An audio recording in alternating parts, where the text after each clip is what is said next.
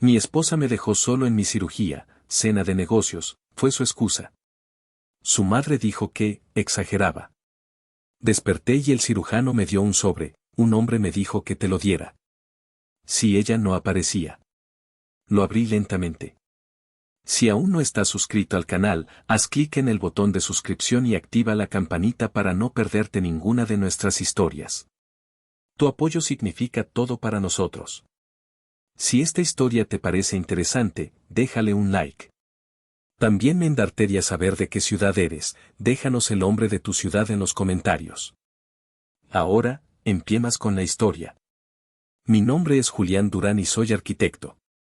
Para mí, la arquitectura nunca ha sido solo sobre concreto y acero, es sobre construir vidas, sobre crear los espacios donde se desarrollan las historias humanas. Los cimientos, las vigas, los muros, no son solo elementos estructurales, son las metáforas de la existencia misma. Y durante 6 años, creí que la obra maestra de mi vida era mi matrimonio con Valeria. Ella era mi viga maestra, la estructura que sostenía mi mundo. O eso creía yo. Valeria era, deslumbrante. No solo por su belleza, que era del tipo que silenciaba una habitación, sino por su ambición. Era una ejecutiva de marketing en una firma internacional, y se movía por el mundo con una seguridad que yo, en mi caótico mundo creativo, admiraba profundamente. Nuestro apartamento en la colonia Roma, con sus vistas panorámicas de la Ciudad de México, era un testimonio de nuestro éxito conjunto. Era nuestro santuario, el lugar donde nuestros dos mundos, el artístico y el corporativo, se fusionaban en una armonía que parecía perfecta. Recuerdo una cena, hace apenas unos meses. Estábamos en un restaurante de moda, de esos que a ella le encantaban, con manteles de lino y copas de cristal tan finas que parecían poder romperse con una mirada. Yo estaba eufórico. Acababa de conseguir la aprobación para un proyecto que me apasionaba, la restauración de un viejo centro comunitario en Iztapalapa, un barrio que necesitaba desesperadamente espacios dignos. Le hablaba con el corazón en la mano, gesticulando con la emoción de un niño. No es solo un edificio, cariño. Es devolverle el alma a la comunidad. Imagina a los niños teniendo un lugar seguro para aprender, a los ancianos un sitio para reunirse. Es construir esperanza. Valeria sonreía, esa sonrisa perfectamente calibrada que usaba en sus reuniones de negocios. Asentía, pero sus ojos tenían un brillo distante. Estaban fijos en un artículo de la revista Forbes que descansaba sobre una mesa cercana, con el rostro de un magnate inmobiliario en la portada. Es admirable, cariño. De verdad que sí, dijo, y su mano cubrió la mía sobre la mesa. Su piel era suave, pero sentí un frío sutil. Pero los legados, Julián, los que perduran, se construyen con rascacielos que tocan el cielo, no solo con buenas intenciones que tocan el suelo. La frase me golpeó, pero la descarté como una de sus observaciones pragmáticas. Ella siempre había sido así, la realista que me mantenía con los pies en la tierra. O eso me decía a mí mismo. Mi mejor amigo, Marcos, no era tan indulgente. Él y yo éramos amigos desde la universidad, dos almas distintas que se complementaban. Él, un ingeniero civil, veía el mundo en números y certezas. Una noche, mientras tomábamos una cerveza en un bar ruidoso de la Condesa, me lo dijo sin rodeos. No me gusta cómo te mira, Julián. ¿De qué hablas? Me adora, repliqué, a la defensiva. No, insistió, mirándome fijamente. Ella no te mira a ti. Mira tu potencial como un escalón más en su ascenso. Te ve como un proyecto, Julián, no como un esposo.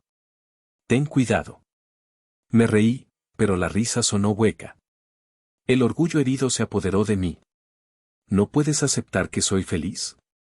¿O es que tienes envidia? Marco suspiró y negó con la cabeza. No es envidia. Es que yo veo los planos, amigo. Y en los de ella, tú solo eres una parte de la fachada, no de los cimientos. Me enfadé. Defendí a Valeria con una lealtad ciega, porque admitir que Marcos podía tener razón habría significado admitir que la obra maestra de mi vida, la estructura que con tanto esmero había diseñado, podría tener una falla fundamental. Y esa era una verdad que no estaba dispuesto a enfrentar. Las primeras fisuras no aparecieron en las paredes de nuestro apartamento, sino en mi propio cuerpo. Comenzaron como una presión sutil en el pecho, un pinchazo agudo que me dejaba sin aliento por un instante. Al principio, lo ignoré. El estrés de un arquitecto es un compañero constante. Pero los dolores se hicieron más frecuentes, más insistentes. Una noche, mientras trabajábamos en nuestros respectivos portátiles en el sofá de diseño que Valeria había elegido, tuve que detenerme y masajearme el pecho. Ella levantó la vista, su ceño fruncido no por preocupación, sino por una leve impaciencia. ¿Otra vez con eso, Julián? No sé qué es, Val. Duele de verdad, susurré. Ella cerró su laptop con un suspiro. Estás estresado, eso es todo. Es ese proyecto tuyo. Te consume. Si aceptaras las ofertas de las grandes corporaciones, tendrías un equipo, menos presión y un sueldo fijo. Su solución a mi dolor físico era una crítica a mis decisiones profesionales. La presión no solo venía de ella. Su madre, Isabel, era la arquitecta original de la ambición de Valeria. Recuerdo una llamada telefónica con ella, una semana después de ese incidente. Isabel tenía una voz suave pero sus palabras eran de acero. Me contó, por enésima vez, la historia de sus sacrificios, de cómo había trabajado en 2 empleos para que Valeria pudiera ir a una buena escuela y salir de la pobreza en la que habían vivido. Ella merece estabilidad, Julián, me dijo, su tono cargado de un significado que no dejaba lugar a dudas. Se ha esforzado demasiado para volver atrás. Un hombre debe ser una roca, una inversión segura, no un riesgo artístico.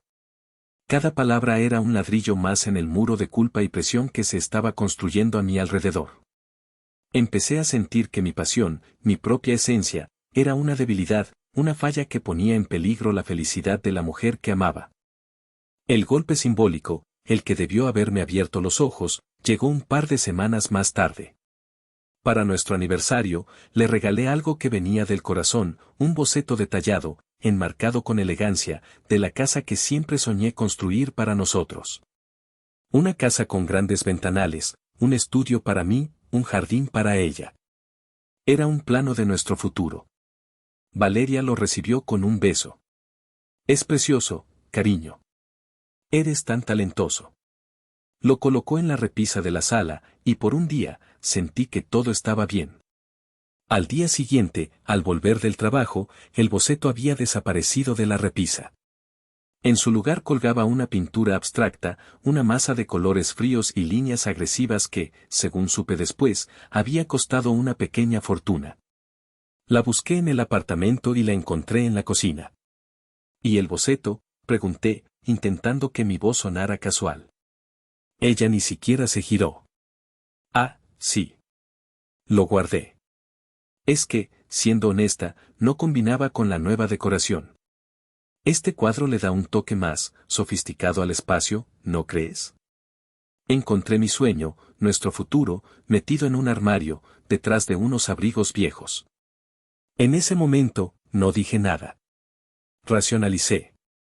Me convencí a mí mismo de que ella tenía razón, que su ojo para el diseño era superior. Pero sentí una punzada, una pequeña herida que se negaba a cerrar. Era la primera demolición. Una pequeña parte de la estructura de mi vida acababa de ser derribada y reemplazada por algo caro, impersonal y frío. Y yo, el arquitecto, lo permití. La demolición final no fue una elección. Fue un colapso total, repentino y violento. Ocurrió un martes por la tarde, en mi estudio. El sol se filtraba por los ventanales, iluminando las motas de polvo que danzaban sobre los planos del centro comunitario. Estaba de pie, inclinándome sobre la mesa de dibujo, cuando sentí el primer aviso, no fue un pinchazo, fue un garrote. Un dolor brutal me estalló en el centro del pecho, tan intenso que me robó el aire de los pulmones. Me ahogué. Mis rodillas se dieron y caí al suelo con un ruido sordo. Mis herramientas de dibujo se desparramaron a mi alrededor, el compás rodando hasta detenerse junto a mi mejilla, que estaba pegada al frío suelo de concreto. El olor a papel y grafito llenó mis fosas nasales. El pánico se mezcló con el dolor. Cada intento de respirar era una nueva ola de agonía. Mi primer y único pensamiento fue, Valeria. Necesito a Valeria. Con la mano temblando, busqué a tientas mi teléfono en el bolsillo. La pantalla parecía borrosa. Mis dedos, torpes y extraños, apenas lograron desbloquearlo. Marqué su número. 1, 2, 3 timbres. Y luego, el clic. Buzón de voz. Val, jadee, mi propia voz irreconocible. Cariño, es urgente, creo que es algo serio. Por favor, llámame. Sabía que no podía esperar. Con las últimas fuerzas que me quedaban, marqué el 112. La voz del operador sonaba lejana, como si viniera del otro lado de un túnel. No recuerdo qué dije, solo sé que logré balbucear la dirección de mi estudio. El tiempo se volvió elástico. Cada segundo era una eternidad de dolor. Y en esa eternidad, mi mente, en un acto de autodefensa desesperada, comenzó a construir escenarios. Valeria no había contestado porque estaba en esa reunión crucial de la que había hablado. No había visto mi mensaje. En cuanto saliera, lo vería y el mundo se detendría para ella. Se culparía por no haber estado disponible. Volaría al hospital, su rostro una máscara de angustia y amor. Se aferraría a mi mano y me diría que todo iba a estar bien. Me aferré a esa imagen con la misma desesperación con la que me aferraba a la vida. Era el único cimiento que me quedaba en pie. Los paramédicos llegaron. Sus rostros eran serios, sus movimientos rápidos y eficientes. Me pusieron una máscara de oxígeno, me hicieron preguntas que no pude contestar. Mientras me subían a la camilla, mi mundo se convirtió en un borrón de techos, luces parpadeantes y el lamento agudo de la sirena. En la ambulancia, un paramédico me puso una vía en el brazo. ¿Hay alguien a quien debamos llamar? ¿Su esposa? Sí, logré decir. Valeria. Ella vendrá. Seguro ya está en camino. Él asintió, pero en sus ojos no vi convicción, solo la compasión profesional que se reserva para los casos perdidos. En ese momento, no lo entendí. Aún creía en la solidez de mi obra maestra. Aún creía que la arquitecta de mi corazón nunca dejaría que la estructura principal se derrumbara. No sabía que ella misma ya sostenía el mazo, lista para dar el golpe final. El hospital era un asalto a los sentidos. El olor a antiséptico, el pitido rítmico de las máquinas, las voces urgentes que flotaban en el aire. Me llevaron a una sala de emergencias, donde un equipo de médicos y enfermeras me rodeó. Me cortaron la camisa, pegaron electrodos en mi pecho, me hablaron en un lenguaje técnico que no entendía. Un médico con cara de cansancio pero ojos agudos se inclinó sobre mí. Señor Durán, soy el doctor Morales. Parece que tiene una pericarditis aguda. Hay una acumulación de líquido alrededor de su corazón que está causando una presión extrema. Necesitamos llevarlo a cirugía ahora mismo para drenarlo. Es un procedimiento de emergencia. La palabra cirugía resonó en mi cabeza. Mi esposa, pregunté, mi voz unido. ¿La han localizado? Una enfermera joven, con una expresión de sincera preocupación, me contestó. Hemos llamado varias veces al número que nos dio, señor. Salta directamente al buzón de voz. Le hemos dejado mensajes urgentes. El pánico comenzó a filtrarse a través de la niebla del dolor. Imposible. Tenía que haber una explicación. Tal vez se le había acabado la batería. Tal vez estaba en un subterráneo. Cualquier cosa menos la verdad que mi corazón se negaba a aceptar. Siga intentando, le supliqué. Por favor. Me prepararon para la cirugía. El anestesiólogo me explicó los riesgos con una voz monótona. Mientras me llevaban en la camilla por los pasillos estériles, mi teléfono, que una enfermera había guardado en una bolsa de plástico con mis pertenencias, vibró sobre mi pecho. Mi corazón dio un vuelco de alivio. Era ella. Era el mensaje que lo explicaba todo. La justificación, la disculpa, la promesa de que estaría allí cuando despertara. Con dedos torpes, le pedí a la enfermera que me lo diera. Desbloqueé la pantalla. Un nuevo mensaje de WhatsApp. De Valeria. Cena crucial. Imposible salir. Maneja la situación. 8 palabras. Leí el mensaje 1, 2, 3 veces. No había un lo siento. No había un ¿estás bien? No había un voy en cuanto pueda. Solo una orden fría, impersonal. Maneja la situación. Como si mi corazón colapsando fuera un inconveniente administrativo, una fuga en una tubería que yo debía resolver por mi cuenta. El dolor en mi pecho, por un segundo, fue eclipsado por un tipo de dolor completamente diferente. No era agudo. Era un vacío inmenso, un agujero negro que se abría en el centro de mi ser, devorando 6 años de recuerdos, de risas, de futuros imaginados. Sentí un silencio ensordecedor en mi cabeza. El mundo a mi alrededor se desvaneció. Las voces de los médicos, el pitido de las máquinas, todo se convirtió en un zumbido lejano. En ese instante, la estructura no se fracturó. Se pulverizó. Se convirtió en polvo. Miré a la enfermera, cuyos ojos me observaban con una piedad que me hizo sentir desnudo. Mi amigo, susurré, la garganta apretada. Su nombre es Marcos. Su número está en mis contactos. Ella asintió, tomando el teléfono con delicadeza. Mientras la anestesia comenzaba a arrastrarme hacia la oscuridad, mi último pensamiento consciente no fue de miedo a la muerte. Fue la comprensión helada y absoluta de que la mujer por la que habría muerto me acababa de dejar morir solo, por una cena de negocios. Desperté a un mundo de susurros y luz tenue. El dolor en mi pecho era ahora un eco sordo, controlado por la morfina que goteaba en mis venas. Lo primero que vi fue el rostro de Marcos. Estaba sentado en una silla junto a mi cama, su cara una mezcla de alivio infinito y una furia apenas contenida. Julián, dijo, su voz ronca. Amigo. Nos diste un susto de muerte. Intenté sonreír, pero fue más una mueca. Ella, pregunté, aunque ya sabía la respuesta. Marcos apretó la mandíbula. No. No ha llamado. No ha venido. Su teléfono sigue apagado. Llamé a su oficina, dijeron que estaba en una cena muy importante con inversionistas. Pronunció las palabras como si fueran un veneno. Asentí lentamente. La confirmación no dolió. El golpe ya había sido dado en la antesala del quirófano.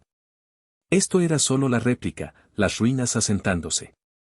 Me quedé en silencio, escuchando el pitido constante del monitor cardíaco. Era el único compañero que había tenido en las últimas horas. Marco se quedó conmigo, un pilar silencioso y sólido en medio de la devastación.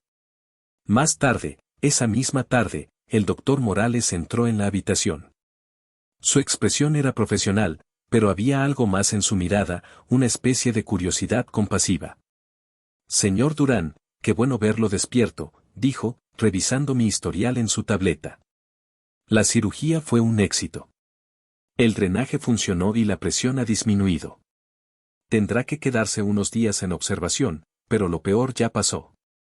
Gracias, doctor, dije con voz rasposa. Él asintió, pero no se fue. Se quedó de pie junto a mi cama, con una pausa que se sentía cargada de intención. Miró a Marcos y luego a mí.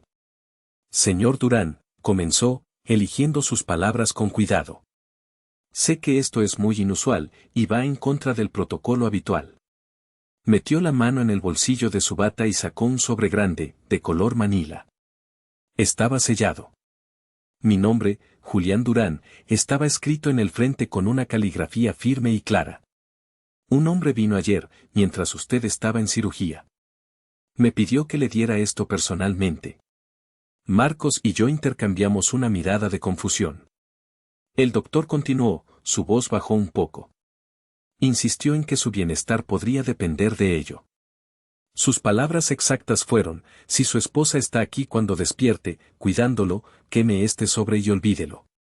Pero si está solo, si ella no se ha presentado, entrégueselo. Su conciencia le dirá por qué. El doctor Morales me tendió el sobre. Honestamente, señor Durán, después de ver que nadie de su familia directa contestaba nuestras llamadas urgentes, y al verlo aquí solo con su amigo, mi conciencia me dijo que debía dárselo. Tomé el sobre. Se sentía pesado, sustancial. El papel era grueso, de buena calidad. ¿Quién podría ser? ¿Qué podría ser tan importante? Mi mente, lenta por los medicamentos, no podía formular ninguna teoría. Solo sentía un presagio, la sensación de que estaba a punto de abrir una puerta que cambiaría todo, de nuevo. Marcos me observaba, sus ojos llenos de preguntas que no se atrevía a formular. Sostuve el sobre en mis manos durante lo que pareció una eternidad. El papel era frío al tacto. Rompí el sello con un dedo tembloroso. El sonido del papel rasgándose fue anormalmente fuerte en el silencio de la habitación. Lo primero que saqué no fue una carta, sino una fotografía. Una fotografía de boda. El corazón me dio un vuelco doloroso. La novia era Valeria. Radiante, hermosa, con un vestido que nunca le había visto. Pero el novio, no era yo.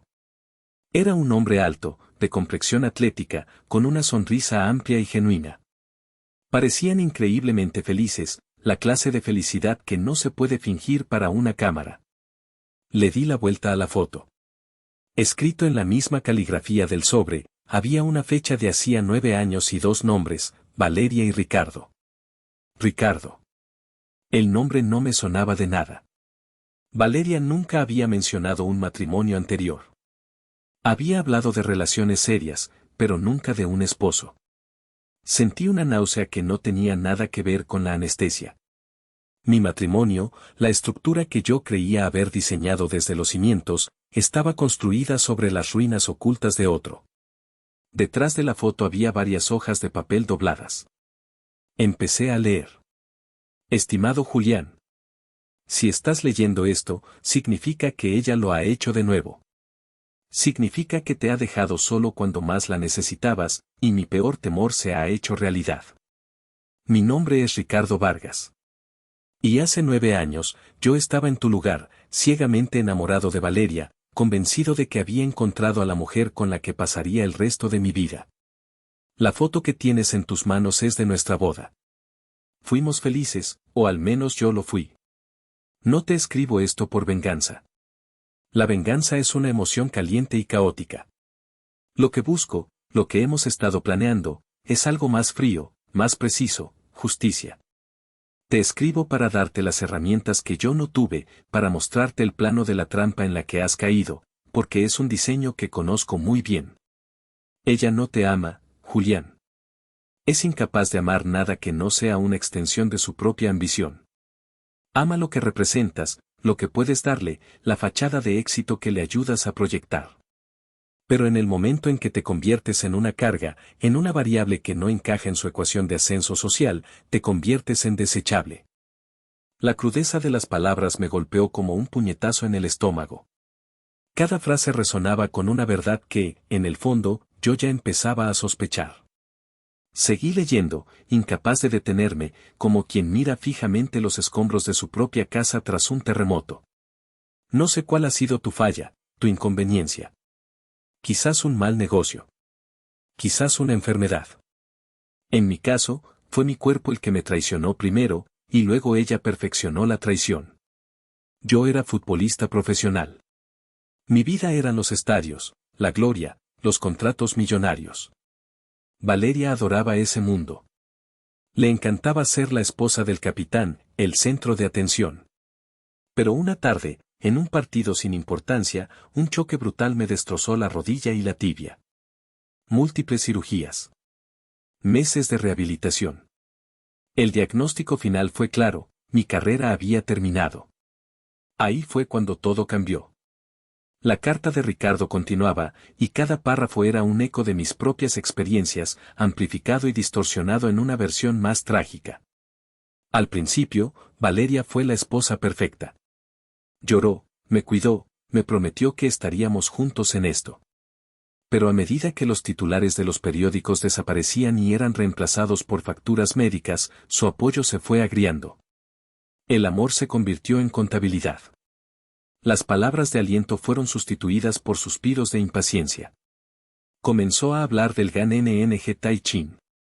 De cómo mis tratamientos estaban drenando nuestros ahorros.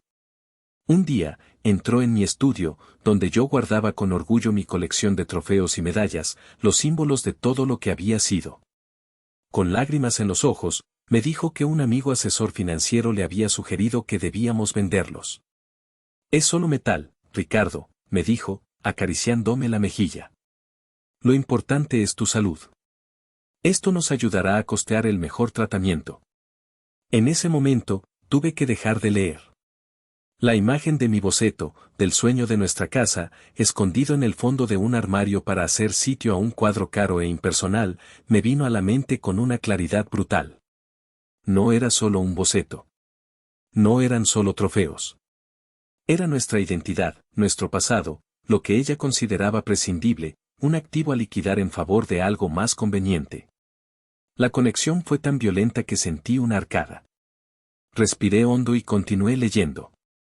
Le creí. ¿Cómo no hacerlo? Estaba roto, física y mentalmente. Le di un poder notarial para que pudiera gestionar la crisis mientras yo me concentraba en mi rehabilitación. Fue el error más grande de mi vida. Mientras yo luchaba por aprender a caminar de nuevo, ella estaba ocupada desmantelando la nuestra. Vendió nuestra casa sin mi consentimiento explícito, transfirió nuestros activos conjuntos a cuentas que yo no podía tocar, liquidó mis inversiones. Todo, según le dijo a nuestros amigos, para asegurar mi futuro cuidado. La última vez que la vi fue en el hospital, el día antes de mi última cirugía de rodilla.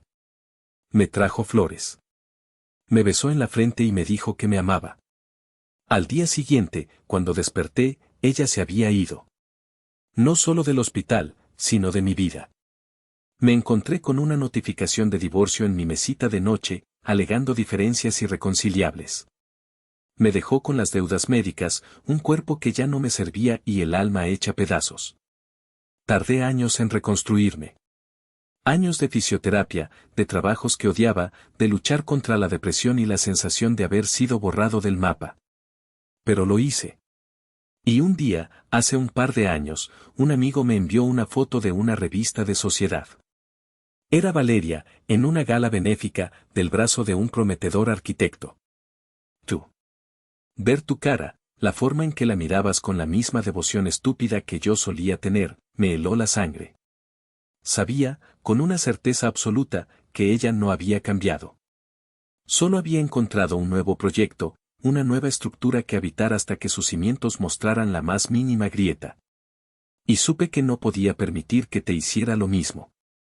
No por ti, a quien no conocía, sino por mí. Por el hombre que fui.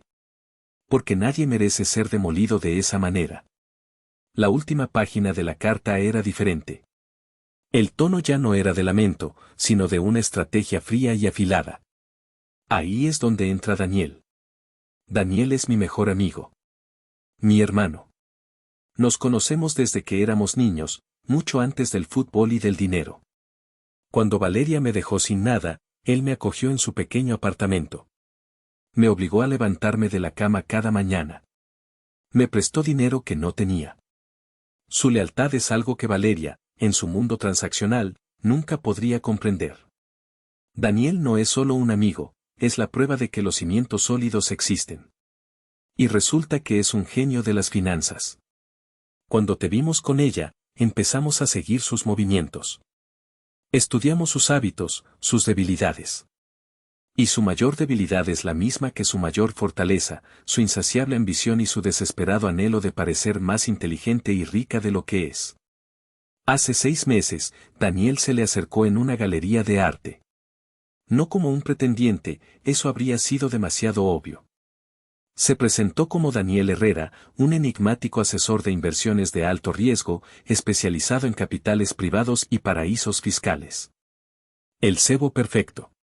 Valeria mordió el anzuelo con una avidez que superó nuestras expectativas. Estaba fascinada. Daniel se convirtió en su confidente financiero, su gurú. La convenció de que estaba perdiendo oportunidades por tener sus activos atados a un marido artísticamente irresponsable. Le propuso un plan para blindar su futuro financiero. Bajo la guía de Daniel, ella misma, voluntaria y entusiastamente, creó una compleja estructura de fideicomisos y empresas fantasma en las Islas Caimán. Creía que estaba construyendo su propio imperio secreto, un fondo de escape dorado. Firmó docenas de documentos, convencida de que estaba siendo brillante. Lo que no leyó fue la letra pequeña, las cláusulas que Daniel, como fiduciario, había insertado. Cláusulas que le daban el poder de congelar e investigar todos los activos en caso de cualquier actividad financiera irregular. La carta terminaba con una sola frase, un llamado a la acción. Ella construyó su fortuna sobre nuestras ruinas, Julián. Es hora de demoler su imperio. No estás solo. Daniel te contactará. Prepárate. Doblé las hojas de papel lentamente. El mundo había cambiado por completo. Ya no era una víctima pasiva de una tragedia. Era el superviviente de un ataque calculado. Y ahora, era un socio en un acto de justicia meticulosamente diseñado. La tristeza se había evaporado, reemplazada por una ira fría y cristalina. La ira de un arquitecto que ve los planos del enemigo y se prepara para el contraataque. Fui dado de alta 2 días después. El doctor Morales me despidió con una palmada en el hombro y una mirada que lo decía todo, buena suerte. Marcos me llevó a mi apartamento, pero no se sentía como mi hogar. Se sentía como la escena de un crimen, un escenario lleno de accesorios falsos. Al día siguiente, recibí un mensaje de un número desconocido, Café La Habana. 3 de la tarde, estaré en la mesa del fondo. Llegué puntual. El hombre que me esperaba era de mi edad, vestía un traje impecable pero sin ostentación, y tenía una mirada tranquila pero increíblemente aguda. Era Daniel. No hubo formalidades innecesarias. Me senté, y él fue directo al grano. Ricardo me dijo que estarías aquí. ¿Cómo te sientes? Como si me hubieran demolido y reconstruido en 48 horas, respondí con sinceridad. Daniel asintió, una leve sonrisa en sus labios. Es una buena descripción. Ahora es nuestro turno de demoler. Durante la siguiente hora, me explicó el plan con la precisión de un cirujano. Me mostró diagramas en su tableta, flujos de dinero, entidades legales. Era una obra de arte de la ingeniería financiera, una trampa tan compleja y elegante que solo alguien cegado por la codicia como Valeria podría haber caído en ella. Ella cree que ha estado moviendo su dinero a un lugar seguro, explicó Daniel. En realidad, lo ha estado depositando en una caja fuerte de la que yo tengo la única llave. Y esta mañana, he girado esa llave. Me mostró un correo electrónico. Una notificación oficial de un banco suizo informando a la titular de la cuenta, Valeria Reyes, que sus activos habían sido congelados debido a una investigación interna por posible fraude y malversación.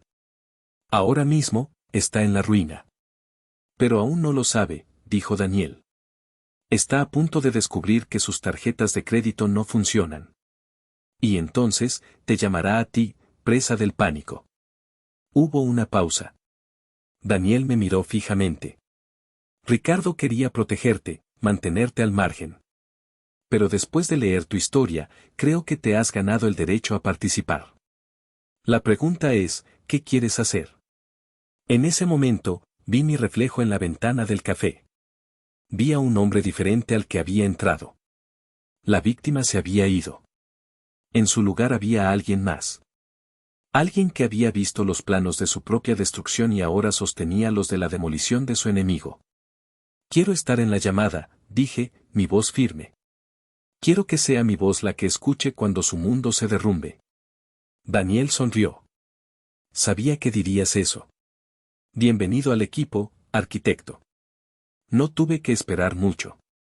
Esa misma noche, estaba en mi estudio, con Daniel y Marcos a mi lado como testigos silenciosos, cuando mi teléfono sonó. El nombre de Valeria iluminó la pantalla. Lo miré durante un segundo, respiré hondo y contesté, poniendo la llamada en altavoz. Julián. Su voz era un chillido agudo de pánico y furia. ¿Dónde demonios estás? Algo terrible ha pasado. Nuestras cuentas están congeladas. Las tarjetas no pasan.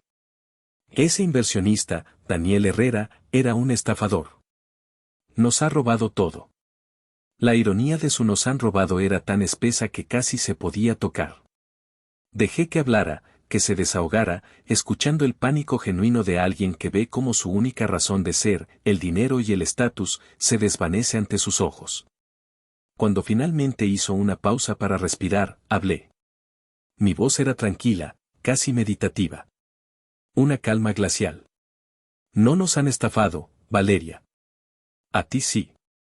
Hubo un silencio confuso al otro lado de la línea. ¿Qué estás diciendo? Tenemos que llamar a la policía, a los abogados. No creo que los abogados puedan ayudarte, continué, saboreando cada palabra. ¿Recuerdas lo que siempre me decías, cariño? Que los legados se construyen con rascacielos que tocan el cielo. Julián, no es momento para tus estúpidas metáforas. Oh, pero es el momento perfecto, repliqué. Porque parece que tu rascacielos personal, el que estabas construyendo en secreto, no tenía buenos cimientos. Se ha derrumbado. Pude oír su respiración entrecortada. La confusión en su voz estaba siendo reemplazada por un miedo helado. No entiendo de qué hablas. Claro que lo entiendes. El inversionista no era un estafador. Su nombre es Daniel Herrera, sí. Pero es el mejor amigo de Ricardo Vargas. ¿Te suena el nombre, Valeria? El silencio que siguió fue absoluto. Fue el sonido de una mente procesando la colisión de dos vidas que había intentado mantener separadas. El sonido de una trampa cerrándose. Cuando finalmente habló, su voz era un susurro ahogado. Ricardo. El mismo, confirmé. El hombre al que dejaste en la ruina después de que su carrera terminara. El hombre cuya identidad vendiste por partes. Resulta que él también es un buen arquitecto. Un arquitecto de la justicia. Tú no puedes hacerme esto, gimió. Y ahí, liberé la última piedra. Yo no te he hecho nada, Valeria. Tú lo hiciste todo sola. Me dejaste solo en una mesa de operaciones, cuando mi vida pendía de un hilo, por una cena crucial, para asegurar tu futuro. Pues aquí lo tienes. Disfruta de todo tu futuro. Sola. Y en bancarrota. Corté la llamada. Y sin dudarlo un instante, lo que es un número. Un silencio profundo llenó el estudio. Marcos me puso una mano en el hombro. Daniel simplemente asintió, con una expresión de trabajo cumplido. Yo miré por la ventana hacia las luces de la ciudad. No sentí euforia. No sentí alegría. Sentí un vacío. Pero por primera vez, era un vacío limpio. Un terreno despejado, listo para una nueva construcción. Una semana después, me reuní con Ricardo. No en un café ruidoso ni en una oficina, sino en un parque tranquilo, sentados en un banco bajo la sombra de un fresno. Era un hombre con la fortaleza forjada en el dolor, sus ojos llevaban el peso de su historia, pero también un brillo de paz recuperada. Apenas hablamos de Valeria. No era necesario. Su nombre era solo el del cataclismo que nos había unido. En cambio, hablamos de nuestras pasiones. Él me habló con un entusiasmo contagioso de su nuevo trabajo como entrenador del equipo de fútbol de un barrio de chicos con pocos recursos. Me contó cómo le enseñaba a un joven delantero a patear con efecto, cómo la mirada de logro en el rostro de ese chico valía más que cualquier trofeo que había ganado. Yo le hablé del centro comunitario. Le mostré los bocetos en mi tableta. Sus ojos se iluminaron. Eso, dijo, señalando un diseño de un patio central lleno de luz. Eso es construir de verdad. Das a la gente un lugar para tener cimientos. Entendí entonces que nuestra justicia no había sido solo sobre la demolición. Había sido sobre la posibilidad de la reconstrucción. Los activos recuperados se dividieron de forma justa. Ricardo usó su parte para crear una fundación para jóvenes deportistas sin recursos. Daniel recibió una compensación generosa por su trabajo de genio, que donó en gran parte a la fundación de Ricardo. Yo me quedé con el apartamento, mi estudio y los fondos suficientes para empezar de cero. Supe, a través de Marcos, que la caída de Valeria fue total. Despedida por fraude, repudiada por su círculo social que ahora la veía como un fracaso, e ignorada por su madre, quien, una vez que el dinero desapareció, ya no tenía una inversión segura que proteger.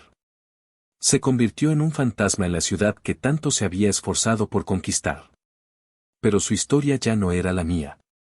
Esa noche, volví a mi estudio. El aire se sentía diferente, más ligero. Tomé la pintura abstracta y fría de la pared y, sin mirarla, la dejé junto a la basura. Fui al armario y saqué mi boceto de la casa soñada. Lo coloqué en la repisa, en el lugar que le correspondía. Luego, me senté en mi mesa de dibujo, ahora limpia y ordenada. Aparté los planos del centro comunitario por un momento. Tomé una hoja en blanco, un lápiz afilado, y comencé a trazar nuevas líneas. No eran para un cliente. No eran para impresionar a nadie. Eran para mí. Comencé a esbozar un diseño pequeño, personal, lleno de luz y espacios abiertos. La casa que una vez soñé, pero diferente. Más fuerte. Más honesta. Con cimientos diseñados para soportar cualquier tormenta.